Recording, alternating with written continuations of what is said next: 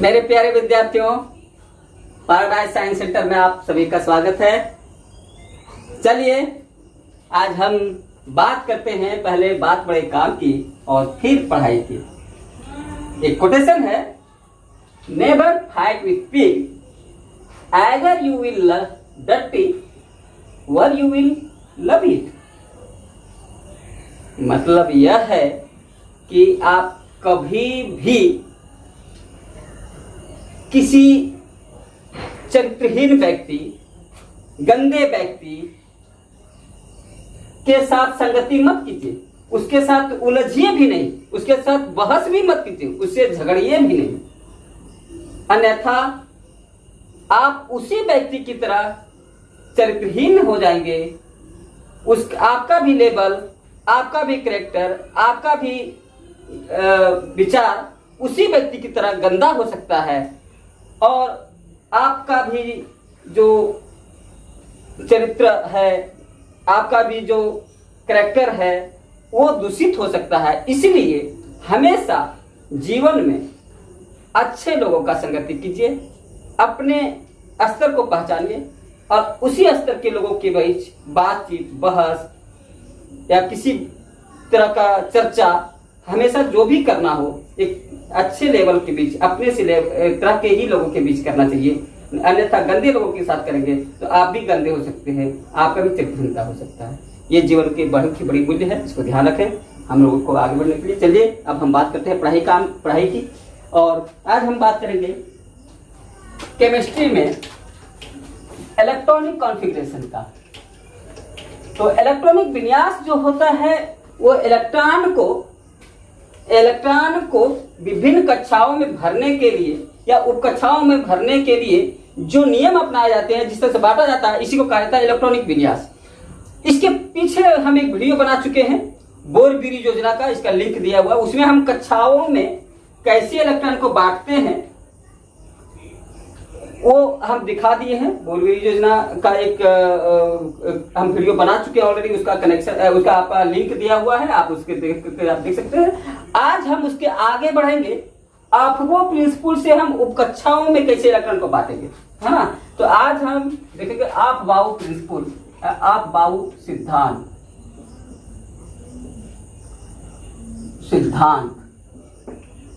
ठीक है। इसको हम लोग कह सकते हैं आप बाउ प्रिंसिपल। आप बाउ प्रिंसिपल, ये आप बाउ प्रिंसिपल जो होता है ये हमारे बड़े बड़े काम की है और ज्यादातर इसका उपयोग हम करते हैं। इसीलिए हम लोग आप बाउ प्रिंसिपल को बढ़िया से समझेंगे।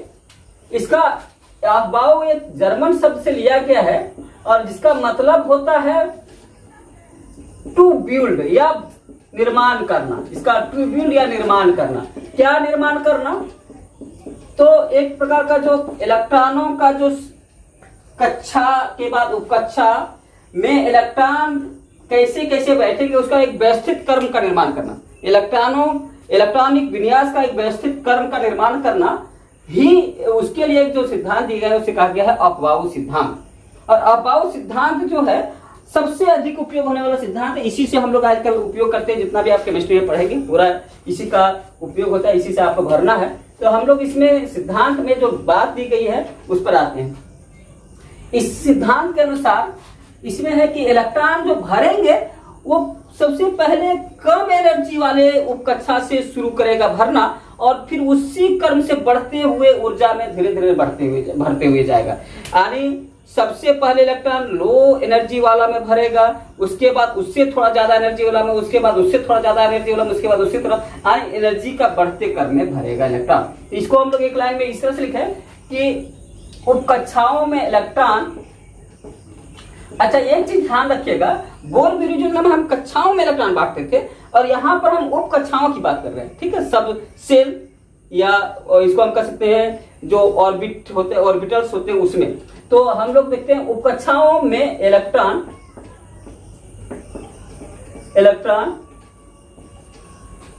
निम्न ऊर्जा से उच्च ऊर्जा के क्रम में भरता है, से उच्च ऊर्जा के क्रम में भरता है, भरता है। यानी उपकक्षा में जो इलेक्ट्रॉन भरेगा निम्न ऊर्जा में पहले भरेगा, फिर उसके बाद उच्च ऊर्जा के क्रम में चलता जाएगा। ठीक है। अब इसमें एक ध्यान रखना है कि जब कभी कभी ऊर्जा होता है तो ऊर्जा को हम कैसे ज्ञात करते हैं, तो ऊर्जा को ज्ञात करने का एक तरीका यहाँ दिया गया है। इसमें ज्ञात हम करते हैं, ये एक तरीका है, हम लोग ऊर्जा है लेकिन इस नियम के अनुसार पहला, किसी उपकक्षा का ऊर्जा बराबर n प्लस एल। देखिए किसी उपकक्षा का ऊर्जा क्या होगा, तो n प्लस एल। जहां ध्यान रखिएगा, जहां n बराबर कक्षा संख्या है, कक्षा संख्या, और ये होता है बराबर 1 2 3, जैसे पहला कक्षा, दूसरा कक्षा, चौथा कक्षा, पांचवा कक्षा, तो वही 1 2 3 जाएगा। और एल बराबर उप कक्षा का दिगंशी क्वांटम संख्या, उप कक्षा का दिगंशी। ये अभी आपको हम ऐसे ही बता रहे हैं, दिगंशी क्वांटम संख्या आपके पढ़ाए भी नहीं है, तो मैंने आगे आप देखेंगे, अलग से वीडियो बना देंगे, क्वांटम संख्या कोर्स में पढ़ेंगे। तो उप कक्षा का दिगंशी क्वांटम संख्या का मान रखता है, जैसे कि एल बराबर का हम लिखते हैं, जैसे यहाँ पर समझिएगा, इसको अभी आप याद रख लीजिए। जैसे इसमें होता है कि एस उप कक्षा के लिए एल का मान जो है, एस उप कक्षा एल का मान क्या है, तो ध्यान रखिएगा, यहाँ पर हम लिख देते हैं, आप ऐसे लिखेंगे उप कक्षा अगर, और यहाँ एल का मान,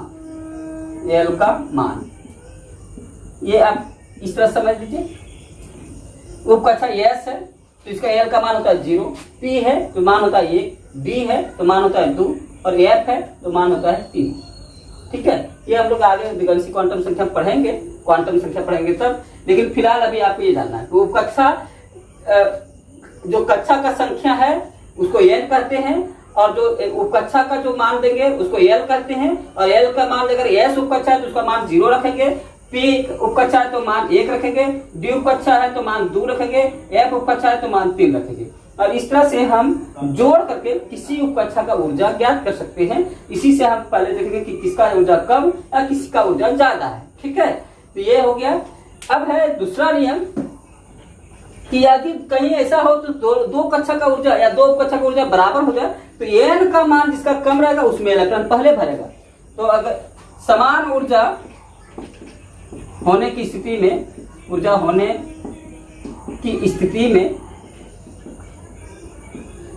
में n का मान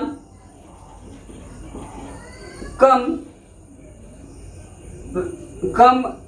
रखने वाले उपकक्षा में इलेक्ट्रॉन पहले भरेगा। उपकक्षा में इलेक्ट्रॉन पहले भरेगा, पहले भरता है।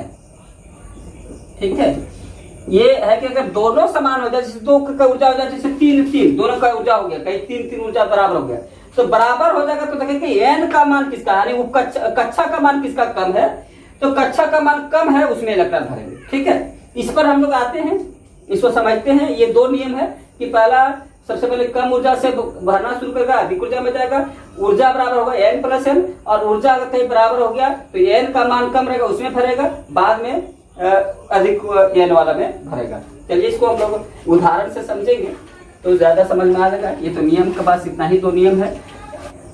हम लोग आपको का नियम देख लिए, इसको हम लोग जोड़ करके देखते हैं कि किस उपकक्षा का ऊर्जा कितना होता है। तो शुरू करते हैं इसको इस तरह से समझने के लिए। जैसे हम लोग देखा जाए कि पहला कक्षा, अगर मान लीजिए पहला कक्षा n बराबर हम 1 रखें तो इसका उपकक्षा कितना होता है, तो 1 में एक ही s होता है, एक ही उपकक्षा होता है, वो है 1s। n बराबर अगर 2 है तो इसमें कौन कौन उपकक्षा होते हैं, तो 2s होता है और 2p होता है। जानते हैं कि दूसरा कक्षा में एक s होता है और p होता है। तीसरा कक्षा में क्या क्या होता है, तो S होता है और P होता है, ठीक है, P होता है और D होता है, D होता है, ठीक है। और चौथा कक्षा में S होता है, P होता है, D होता है और F भी होता है, यानी इसमें चारों उपकक्षाएं होती हैं। और 4 उपकक्षाएं हैं, बाकी सब में इसी तरह से उपकक्षाएं होती रहेगी। जैसे L बराबर 5 रखें तो क्या होगा, 5S 5P 5D 5F। फिर इसी तरह से L बराबर हम 6 रखें तो क्या होगा, 6S 6P 6D 6F। और आप मानकर चलिए अगर n बराबर हम 7 रखें यानी 7वीं कक्षा के लिए तो हम मतलब क्या होगा, तो 7S 7P 7D और 7F हो जाएगा। यानी इस तरह से हमारे पास 7 कक्षाओं तक के जितने उपकक्षा हैं सभी उपकक्षा इसमें दिखाई दे रहे हैं। अब इन उपकक्षाओं में आपको के नियम के अनुसार ऊर्जा कैसे भरेंगे, तो जिसका कम ऊर्जा होगा उसमें सबसे पहले, अधिक ऊर्जा होगा उसके बाद में भरेगा, और उससे अधिक होगा उसको और बाद में भरेंगे। तो इसका ऊर्जा निकालने के लिए फॉर्मूला क्या बताए थे, तो ऊर्जा के लिए फॉर्मूला था N प्लस L ज्ञात करना है। किसी का ऊर्जा, जैसे हम 1S का ऊर्जा निकालना है तो क्या करेंगे, N कितना है, N होता है 1, N सबका 1 है, इस सब में इसका सबका N कितना है 2, इस सबका N कितना है 3, इस सबका N कितना है 4। और S के लिए मान क्या है, तो आप जानते हैं L का मान क्या होता है, तो S के लिए है 0, P के लिए है 1, D के लिए है 2, F के लिए है 3। ये होता है इन लोग का मान L के लिए। तो 1 इसका मान लिखेंगे 1, N का मान हो गया 1 और S का मान रखना है 0, तो S का मान हो गया 0 बराबर हो गया 1। 2S के लिए 2 प्लस 0 2। अब 2P आएगा, सबका मान लिखते हैं, 2P बराबर 2 प्लस 1 बराबर 3। 3S आएगा, 3 प्लस 0 बराबर 3। 3P है तो 3 प्लस 1 बराबर 4। 3D है तो 3 प्लस 2 बराबर 5। 4S है तो 4 प्लस 0 बराबर 4। 4P है 4 प्लस 1 बराबर 5। 4B है 4 प्लस 2 बराबर 6। और 4P है F है तो 4 प्लस 3 बराबर 7। F का होता है 3। इसी तरह से अब 5S है तो करेंगे 5 प्लस 0 बराबर 5। 5P है करेंगे 5 प्लस 1 बराबर 6। और उसके बाद 5P के बाद क्या है 6। 5P के बाद 5D है करेंगे 5 प्लस 2 बराबर 7। ऐसे करेंगे 5F है करेंगे 5 प्लस 3 बराबर 8। ऐसी है। अब इन सभी को देख करके आप बता दीजिए कि पहला ऊर्जा सबसे कम किसका है, तो सबसे कम इसको कर्म से हम सजाएं तो पहले किसमें जाना चाहिए इलेक्ट्रॉन, सबसे कम है 1s का, 1s। उसके बाद सबसे पहले कम है 1s का, उससे कम उससे ज्यादा किसका है 2s का। देखिए 2s का 2 है तो 2s। उससे कम किसका है तो 2p का है, 2p का लेकिन 2p और देखिए 3s में 3 दोनों का है। तो यहाँ पर जो नियम दूसरा बताए थे कि जो कम n का मान रखता है उसमें इलेक्ट्रॉन पहले जाएगा और अधिक n का मान रखता है उसमें बाद जाएगा। तो 3 इसका भी है 3 इसका भी है, तो यहाँ पर इसका n का मान 2 है और इसका n का मान 3 है, तो इलेक्ट्रॉन पहले 2p में जाएगा और बाद में 3s में जाएगा। इसलिए 2p पहले जाएगा और फिर 3s में जाएगा और फिर इस तरह से 3p में। और देखिए यहाँ पर भी 4 है और यहाँ पर भी 4 है, 4s का भी 4 है और 3p भी 4 है। तो 3p में पहले जाएगा क्योंकि इसका n का मान कम है और 4s में बाद हो जाएगा। तो 3p और 4s। इसी तरह से फिर यहाँ पर देखें 4s के बाद फिर इसके बाद देखिए यहाँ पर 4p में 5 है और एक यहाँ भी 5 है 3d में, तो 3d में पहले जाएगा 4s में, 4p में बाद में जाएगा, क्योंकि 3d का मान 5 है और इसका भी मान 5 है, लेकिन यहाँ पर n का मान 3 है और यहाँ n का मान 4 है, इसलिए यहाँ पर जाएगा पहले 3d में और फिर जाएगा 4p में, ठीक है। और 4p के बाद ऐसे जाएगा इसमें, फिर आप देखिएगा 4p के बाद इसमें जाएगा 4d में, नहीं 4p नहीं 5s में जाएगा, क्योंकि यहाँ इसका मान 5 है, इसलिए 4d 5p में f में नहीं जाएगा, 4d 4f में इसमें नहीं जाएगा, पहले जाएगा 5s में और ये हो जाएगा 5s। अब 5s में जाने के बाद ये देखिए फिर जाएगा 4d में, क्योंकि 6 यहाँ भी है और 6 यहाँ भी है, तो 5p में बाद में जाएगा, पहले जाएगा 4d में, 4d में और 4d में। और इस तरह से 4d के बाद अगर कहा जाएगा फिर तो देखा जाए तो 4d के बाद 4d में चला गया तो 6 के बाद ये 7 हो जाएगा और ये है 6, तो 4d के बाद अगर देखा जाए तो यहाँ जाएगा 5p में, देखिए 4d के बाद 6 इसका हो गया चला गया, इसके बाद ये 7 हो जाएगा, ये 6 हो जाएगा, इसमें जाएगा आपका 5p में। 5p के बाद किसमें जाएगा 5p के बाद, अब 5p के बाद जाने के बाद हम देखेंगे कम किसका है, 5p के बाद कम किसका है, तो इसका हम अगर देखा जाए तो आगे थोड़ा जोड़ेंगे 6s आएगा। चलिए देखते हैं यहाँ पर, तो अब एक यहाँ पर हमको देखिए इस तरह से एक क्रम बन गया, हमको बहुत ज्यादा जरूरत नहीं पड़ेगा, हमको यहाँ 4p तक ही हम लोग को जरूरत पड़ता है। अब यहाँ पर देखिए ये जो सिद्धांत है इसको हम लोग इतना जोड़ हिसाब किताब करने की जरूरत नहीं है, एक आसान ट्रिक बना हुआ है इसमें, इस तरह से लिखे हुए इसमें अगर हम तिरछा तीर मारते हैं तो इस तीर मारने से एक सही कर्म हमको मिल जाता है अपने आप, इसलिए इतना गुना भाग करने या जोड़ घटाव करने की जरूरत नहीं है, ये तो समझने के लिए था, कंसेप्ट था। लेकिन आप जैसे अगर आप तिरछा जैसे मारे हैं वैसे तिरछा मारते जाइए, तो देखिए पहले 1s में गया, अब इसको फिर एक बार तिरछा मारते हैं, इसमें क्या 2s में फिर एक बार तिरछा मारिए, इसमें क्या 2p 3s में फिर एक बार तिरछा मारिए, 3p 4s फिर एक बार तिरछा मारिए, 3d 4p 5s फिर एक बार तिरछा मारिए, 4d 5p 6s फिर एक बार तिरछा मारिए 4, थोड़ा तिरछा मतलब ऐसा नहीं कि उल्टा पुल्टा हो जाए, ध्यान रखिएगा। तो ये ऐसा अगर सही है तो थोड़ा सा भी वो आप लोग जैसे दिल बना के तीर मारते हैं ना बड़ा सीधा जाता है, वैसे थोड़ा तीर मारने वाला होना चाहिए, नहीं तो गड़बड़ हो जाएगा, कहीं दूसरे जगह तीर लग गया तो गड़बड़ है नहीं। तो ये है हमारा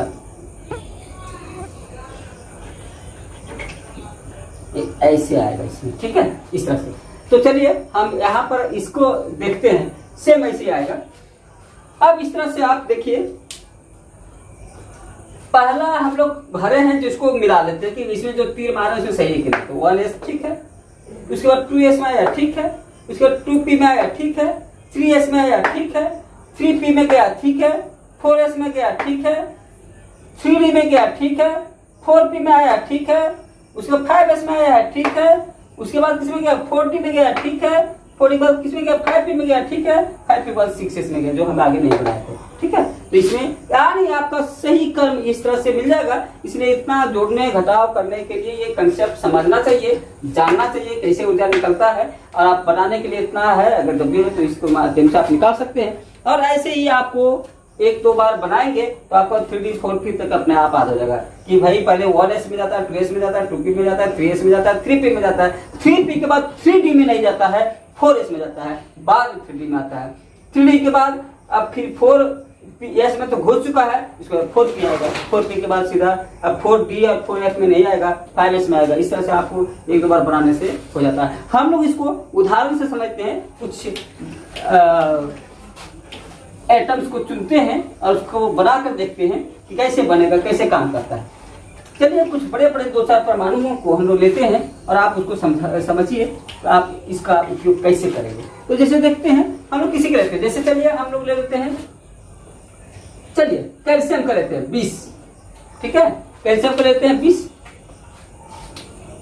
तो करिए क्या करेंगे भाई 1s2, पहले 20 है ना, तो क्या करेंगे पहले 1s2, उसके बाद किसी हो जाता था 2s2 में आपको हम उसके बाद आपको एक कैल्शियम का 1s2 2s2 2p 6 3s2 देखिए 2 2 4 6 10 तो 12 20 है इलेक्ट्रॉन, तो 2 2 4 6 10 तो 12 3s2 3p6। और 3p के बाद आपको बताए थे 3d में नहीं जाता है, 4s में जाता था। तो 3p6 के बाद यहाँ जाएगा 4s। अब आप 3d इधर बाद में है, तो यहाँ पर देखा जाए 2 2 4 6 10 तो 12 6 18 और यहाँ पर 4s2 हो जाएगा। अब 3d में अभी 0 रहेगा क्योंकि 3d तो बीच में था, कि 3d में इलेक्ट्रॉन नहीं जाएंगे। आगे आपका एक कर्म हो गया। तो कभी कभी इसको भरना रहता है ना, तो इस तरह से बताता है। अगर सही अरेंज किया जाए तो इसको सही अरेंज करेंगे 2s2 अरेंज करने के लिए 2s2 2p6 3s2 3p6 और ये 3d 0 हो जाएगा क्योंकि d तो है बीच में, ये 3 वाले सब एक साथ रहेंगे।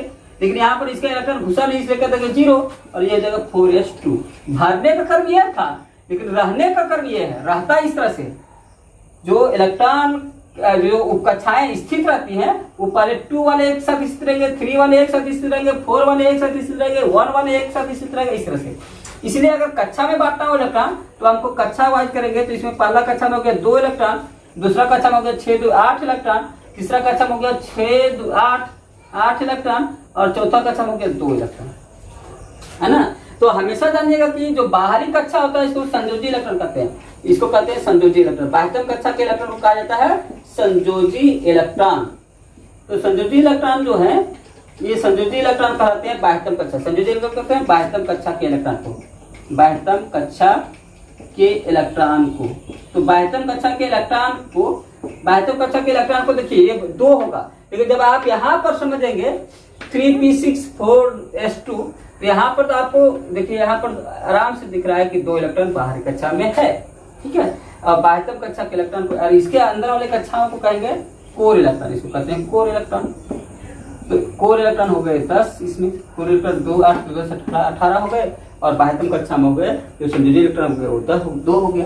तो ये संयोजी इलेक्ट्रॉन जो होता है आपका कक्षा देखना है, वो कक्षा नहीं देखना, बाहरी कक्षा है। तो 4s चौथा कक्षा में 2 इलेक्ट्रॉन गया है, इसलिए हालांकि आप एक चीज आगे थोड़ा सा कभी कभी कंफ्यूजन होता है, पीछे आगे और आप समझे। जैसे हम समझे एस्केंडियम का, ये तो समझ में आ गया होगा। एस्केंडियम को समझते हैं।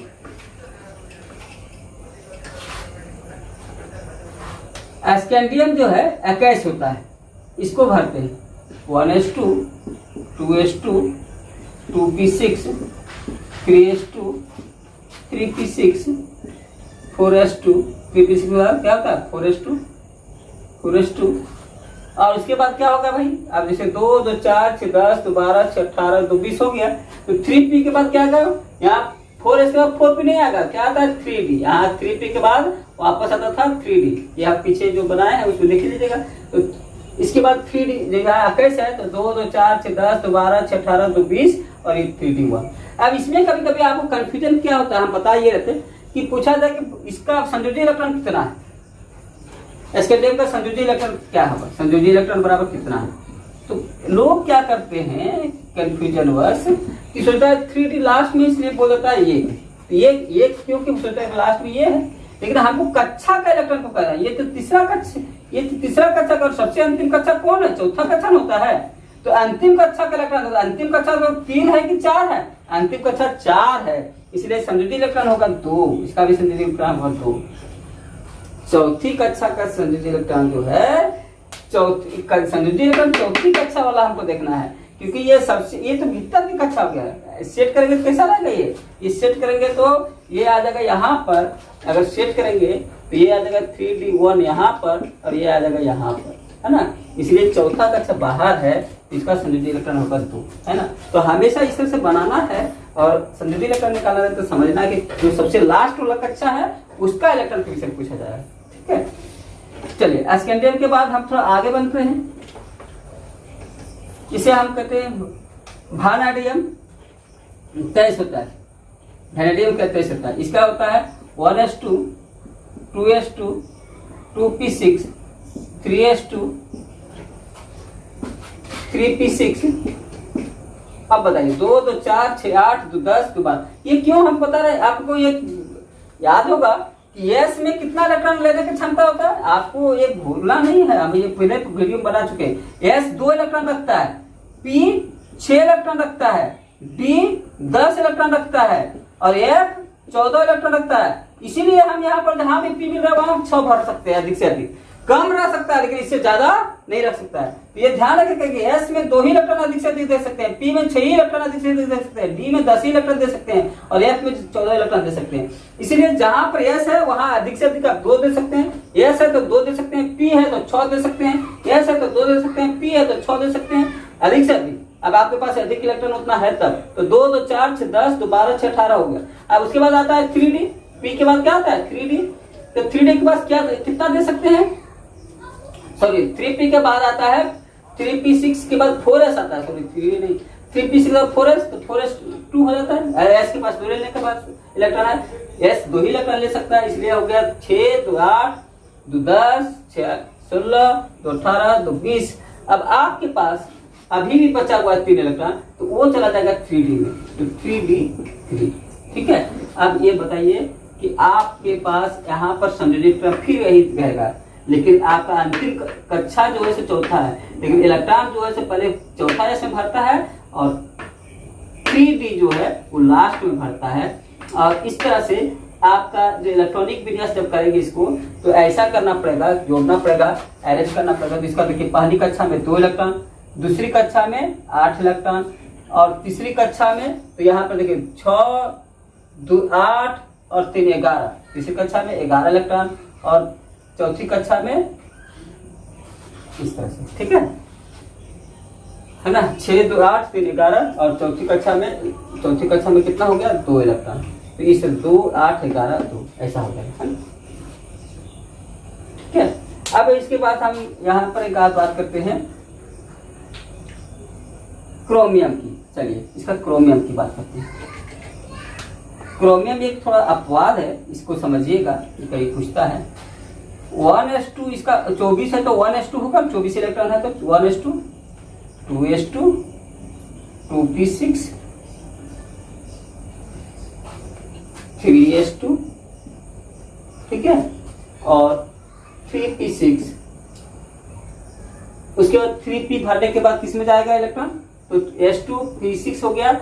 इसके बाद हमेशा जाते देखिएगा 3s 3p के बाद हम बताते कि 4s में जाता है, 4s में जाएगा तो इसलिए यहाँ पर आएगा सीधे 4s2, उसके बाद जाएगा 3D में तो 3D में 4।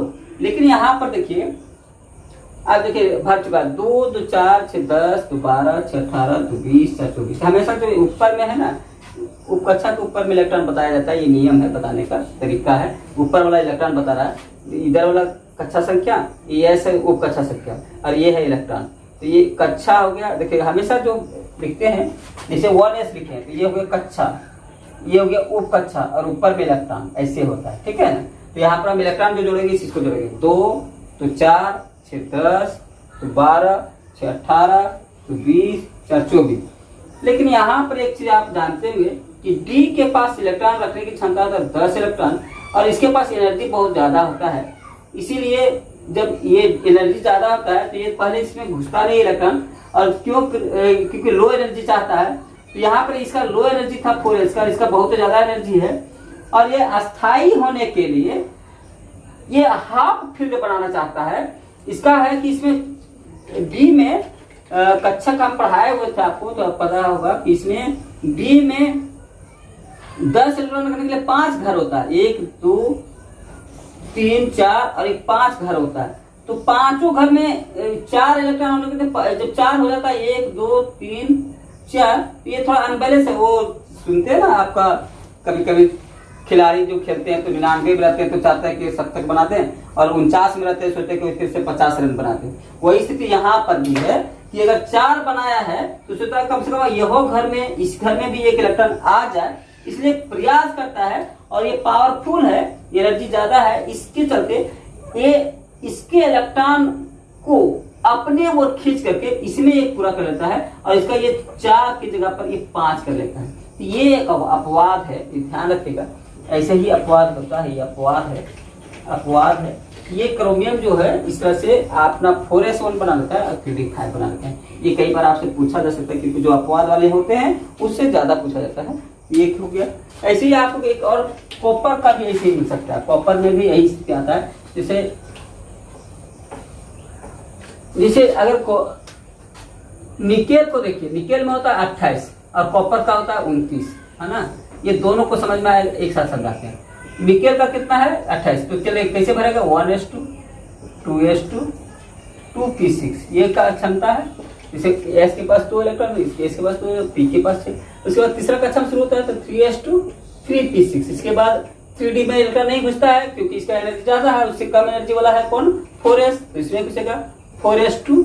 उसके बाद फिर किसमें है एनर्जी, इसके बाद 3d का इलेक्ट्रॉन आता है इलेक्ट्रॉन, उसमें घुसता है 3d में। तो देखिए 2 2 4 6 10 2 12 6 18 2 20 हो गया। अरे इतना अब है कि इसमें 28 है तो इसके पास कितना घुसेगा 8, ठीक है, इसमें हो गया 8, है ना 3d यार। अब उसके बाद कॉपर पर आते हैं तो इसके पास कितना है 1s2 2s2 29 है तो इसको 2p6 सब कुछ वैसे भरेगा, 3s2 3p6 4s2 और 3d9। अब यहाँ पर देखिए d के पास क्षमता कितना है 10 इलेक्ट्रॉन रखने का। डी को यहाँ हम बताए थे, डी के पास होता है 10 इलेक्ट्रॉन रखने का, डी हमेशा 10 इलेक्ट्रॉन रखने का अधिकतम क्षमता है और ये इस तरह से रखता है, ऐसे रखा जाता है इसको।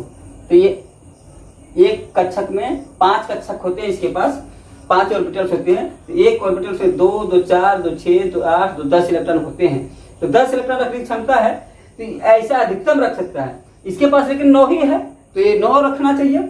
लेकिन चूंकि वही बात है कि अगर कभी 99 में खिलाड़ी पहुंच जाता है क्रिकेट खेलते खेलते बल्लेबाज, तो सोचता है कि अब 70 का अपने नाम कर ही ले और रुक करके भी चाहता है किसी भी तरह से अस्थायित्व होने के लिए, क्या चाहता है कि भले 20 गेंद खा ले लेकिन 1 रन बनाते जाए। वही स्थिति यहाँ पर भी होता है कि कितना भी कुछ कर ले, अगर 9 हो गया तो 10 करने का प्रयास करेगा और इसी अपने एनर्जी के बल से इसका 1 इलेक्ट्रॉन अपने वो खींचता है और इसका 10 हो जाता है, इसका 1 हो जाता है, यानी ये हो जाता है इसका, ये भी एक अपवाद है। तो ऐसे ही होता है। जबकि फिर जेडम जब बनता है 30 तो उसमें कोई दिक्कत नहीं होती है। देखिए उसका वही बनेगा 2s2 2p6 3s2 3p6 4s1। Sorry यहाँ पर आप इसका 2 हो जाएगा क्योंकि यहाँ पर आप देखिए 30 आपका है तो यहाँ पर वापस फिर जो 1 इलेक्ट्रॉन है तो यहाँ तो आप 10 ही ले लिया, इसलिए इसी में आ जाता है, वापस इसी में आ जाता है। जैसे कि 2 2 4 6 10 2 12 6 18 2 20 10 30, तो ऐसे ही हो जाएगा। फिर आपके पास अगर आपके पास अगला देंगे जैसे गैलियम है 31 हो जाएगा, तो 31 हो जाएगा तो 3D के बाद हमारा जो जाता था किस में जाता था, तो हमेशा फिर आप देखेंगे कि 4p में जाएगा। अगर अब हम गैलियम की बात करें, है ना, तो हम लोग गैलियम की बात करते थे, तो इसमें हमारा गैलियम में अगर 31 हो जाए तो यहाँ पर सब वही रहेगा 1s2 2s2 2p6 3s2 3p6 4s2 3d10। उसके बाद ये खत्म, उसके बाद आता है 4p1 में, किसमें आ जाएगा 4p1 में। जैसे कि अब ये समझ गए, तो यहाँ पर गड़बड़ देख रहे हैं क्योंकि 4s पहले उसके तरह। अब इसको देखिए भर कर 2 2 4 6 10 2 12 6 18 2 20 10 30 31। तो जब यहाँ पर सिस्टम यही रखना है कि आपको एनर्जी लेवल जो है वो ज्ञात है, तो आप आराम से पहले देखिए कि हमेशा जो कम एनर्जी वाला है उसमें इलेक्ट्रॉन पहले जाएगा, अधिक एनर्जी वाला है उसमें बाद में जाएगा। अब यहाँ पर यही है, जिसे देखिए 3p के बाद 3d में नहीं इलेक्ट्रॉन गया है, 4s में गया, और 4s के बाद 3d में गया, और 3d के बाद फिर 4p में गया। ये सब थोड़ा सा केवल 1-2 बार प्रैक्टिस करने से हो जाता है, और ये आपको प्रिंसिपल हमको बार बार उपयोग में आता है क्योंकि आजकल हम इसी से भरते हैं और इसी से हम अपना इलेक्ट्रॉनिक विन्यास को ज्ञात करते हैं, किसी भी एटम्स का, किसी भी परमाणु का। इसलिए इसको आप कम से कम 30 तक तो बार बार आप लोग अच्छी तरह से बना लीजिए। और इसका हम लोग कई बार इसी से इलेक्ट्रॉनिक विन्यास निकालते हैं। इसी से हम कक्षाओं में किस कक्षा में कितने इलेक्ट्रॉन है उससे भी निकाल सकते हैं। जैसे हम निकाले ना यहाँ पर, जैसे देख रहे कि पहली कक्षा में 2 इलेक्ट्रॉन है, दूसरी कक्षा में 8 इलेक्ट्रॉन है, तीसरी कक्षा में 11 इलेक्ट्रॉन है, कितना है 3 6 3 9 तो 11 इलेक्ट्रॉन है, और अंतिम कक्षा में 2 इलेक्ट्रॉन है। तो इससे हम निकालेंगे तो सही होगा। इसलिए ये बहुत ही महत्वपूर्ण है, आप इसको रिवाइज करिए, 2 4 5 एटम्स को बनाइए और बना करके जो भी दिक्कत रहे उसमें, अगर फिर भी दिक्कत हो तो कमेंट कीजिए, वीडियो को बार बार देखिएगा। परेशानी हो तो कमेंट कीजिए, और फिर अगर पसंद आता है तो आप इसको लाइक सब्सक्राइब कीजिए, अपने मित्रों को शेयर कीजिए। ठीक है, और बहुत बहुत धन्यवाद आपको पूरा वीडियो देखने के लिए। Thank you.